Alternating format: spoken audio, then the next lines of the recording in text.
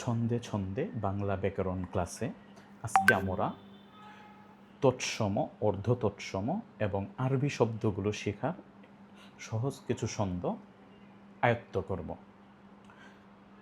তৎসম শব্দ আমাদের নবম দশম শ্রেণীর বাংলা বইয়ে 5টি তৎসম শব্দের বা কিছু তৎসম শব্দের কথা বলা আছে। এই শব্দগুলো একসাথে যদি আমরা ছন্দ আকারে মনে রাখতে চাই, মনুষ্য ধর্ম ভবন ছেড়ে, মানুষ হচ্ছে ধর্ম ছেড়ে দিছে এবং তার ঘরবাড়ি ছেড়ে দিছে পাত্রের খোঁজে, মানে নতুন একটা আবাসের খোঁজে। যেহেতু পৃথিবী ধ্বংস হয়ে যাবে, নতুন একটা পাত্র বা আবাসের খোঁজে সূর্যবাদে, সূর্যতে আমরা যাইতে পারবো না, সূর্যের যেহেতু তাপমাত্রা অনেক বেশি, অন্যান্য চন্দ্র নক্ষত্রে ঘুরিতেছে। তাই আমরা খেয়াল রাখবো এইভাবে, মনুষ্য ধর্ম ভবন ছেড়ে পাত্রের খুঁজে সূর্যবাদে চন্দ্র নক্ষত্রে ঘুরিতেছে। এগুলোর ভিতরে তৎসম শব্দ হচ্ছে মনুষ্য, ধর্ম, ভবন, পাত্র, সূর্য, চন্দ্র, নক্ষত্র। এগুলো হচ্ছে প্রতিটা তৎসম শব্দ।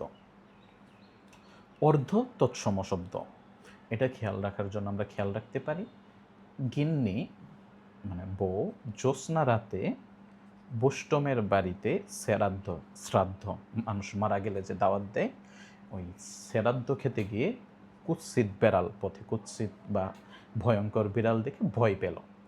এই 5টা হচ্ছে অর্ধ তৎসম শব্দ। গিন্নি জ্যোৎস্না রাতে, রাতে শব্দটা 2বার লিখে ফেলছে, গিন্নি জ্যোৎস্না রাতে বৈষ্টমের বাড়িতে শ্রাদ্ধ খেতে গিয়ে কুৎসিত বিড়াল দেখে ভয় পেল। গিন্নি, জ্যোৎস্না, বৈষ্টম, শ্রাদ্ধ, কুৎসিত। আর তদ্ভব শব্দ আমাদের বইয়ে শুধু 2টাই দেওয়া আছে, হাত এবং চামার। এটা খেয়াল রাখতে পারি। পরবর্তীতে আরবি শব্দ যেহেতু অনেকগুলো, আরবি শব্দগুলোকে 2টা ভাগে ভাগ করা হয়। একটা হচ্ছে আরবি ধর্ম সংক্রান্ত শব্দ, আর একটা হচ্ছে আরবি প্রশাসনিক এবং সাংস্কৃতিক শব্দ। আরবি ধর্ম সংক্রান্ত যে শব্দগুলো আছে এগুলো খেয়াল রাখতে পারি এরকম একটা ছন্দে, গোসল করে অজু শেষে তওবা তসবিহ হাতে নিয়ে আল্লাহর প্রতি ঈমান এনে রোজ কিয়ামতের জাহান্নাম থেকে বাঁচার জন্য হজ জাকাত কুরবানি করে হালাল হারাম মেনে চলে, হাদিস কোরআন মন দিয়ে পড়ে, ইসলাম বলে জান্নাত সে পাবেই পাবে। একজন ব্যক্তি গোসল করে অজু শেষে তওবা তসবিহ হাতে নিয়ে আল্লাহর প্রতি ঈমান এনে রোজ কিয়ামতের জাহান্নাম থেকে বাঁচার জন্য হজ জাকাত কুরবানি করে হালাল হারাম মেনে চলে, হাদিস কোরআন মন দিয়ে পড়ে, ইসলাম বলে জান্নাত সে পাবেই পাবে।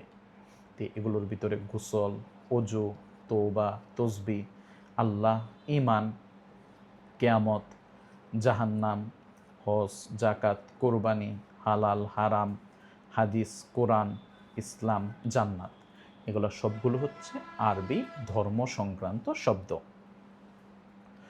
পরবর্তীতে হচ্ছে আরবি প্রশাসনিক এবং সাংস্কৃতিক শব্দ।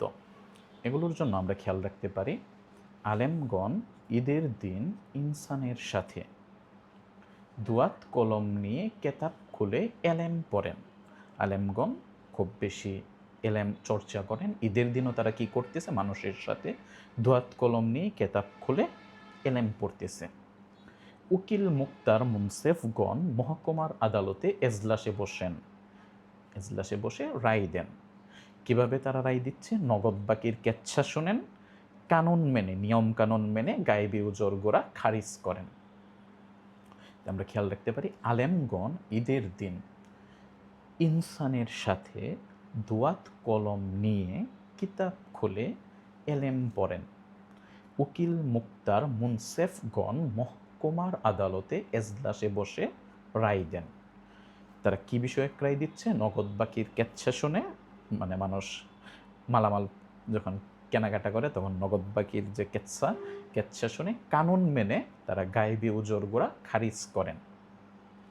আলেম, ঈদ, ইনসান, দুয়াত, কলম, কেতাব, এলেম, উকিল, মুক্তার, মুনসেফ, মহকুমা, আদালত, এজলাস, রায়, নগদ, বাকি, কেচ্ছা, কানুন, গায়েবী, উজর, খারিজ, এগুলো প্রতিটি হচ্ছে আরবি প্রশাসনিক বা সাংস্কৃতিক শব্দ। এরকম ছন্দে ছন্দে বাংলা ব্যাকরণ বা যে কোনো টপিক সম্পর্কে জানার জন্য সাথে থাকবেন। লাইক, কমেন্ট এবং শেয়ার করে বা যে কোনো প্রশ্ন কমেন্টে আমাকে জানাবেন। যে কোনো প্রশ্ন জানালে এটা আমি সলভ করে দেওয়ার চেষ্টা করব যদি আমার নলেজে থাকে।